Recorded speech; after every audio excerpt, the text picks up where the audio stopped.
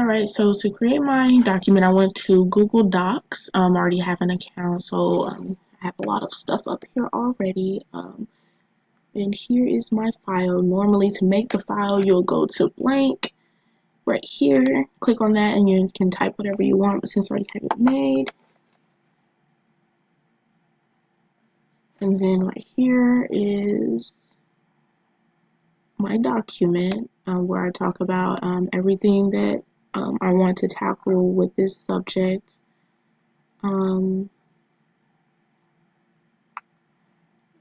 here in the pinkish oranges highlighted areas, I have had my sisters read what I have written, and they also commented right about here. To comment, you would usually go right here to open comments, and you could add a comment there. And to resolve these topics, I went in and I changed a couple of things, or I explained more of what needed to be said.